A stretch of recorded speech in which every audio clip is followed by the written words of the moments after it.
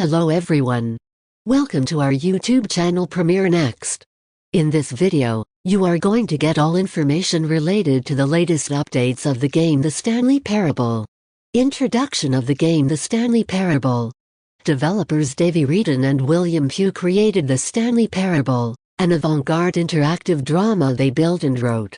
Choice in video games, the relationship between a game producer and the player, and predestination fate are some of the issues explored in the game. Wreden released the game as a free Half-Life 2 mod on July 31, 2011. Later, under the Galactic Cafe studio name, Wreden and Pugh released a standalone recreation of the game utilizing the source engine. New plot elements and graphics were introduced in the remake.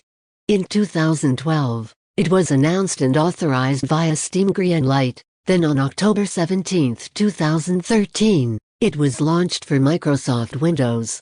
On December 19, 2013, and September 9, 2015, the game received upgrades that enabled support for OS X and Linux. The player controls Stanley, a mute protagonist who is narrated by British actor Kevin Brighting.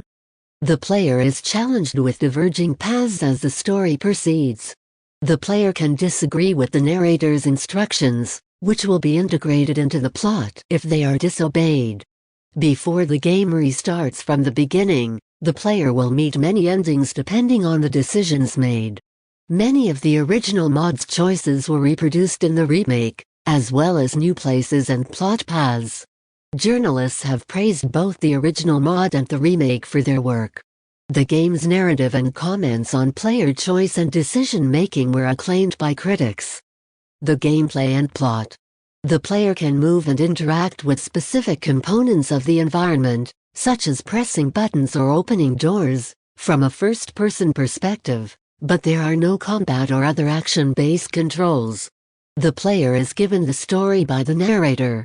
He tells that the protagonist Stanley works in an office building as employee 427.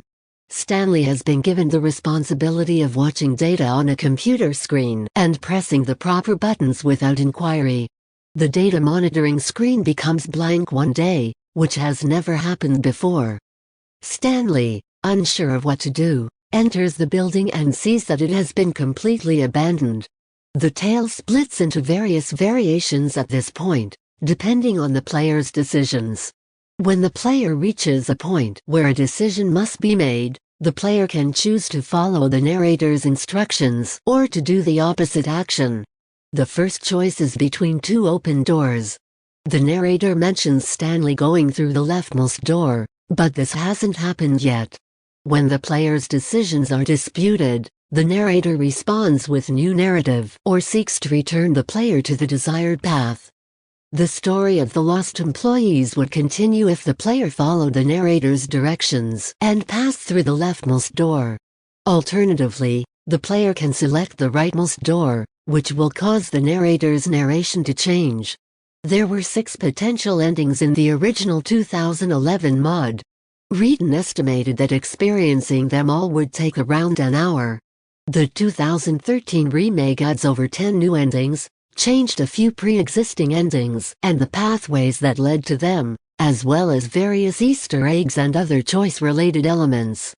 The game's endings will be expanded upon in Ultra Deluxe. Information about the release date of the game Stanley Parable. In 2021, a new extended edition titled The Stanley Parable Ultra Deluxe will be released. It will be available on consoles and will come with more content. If you are watching this video on Facebook, please like and subscribe to our Facebook page, and if you are watching this video on YouTube, please click on the like button and do subscribe for the latest update.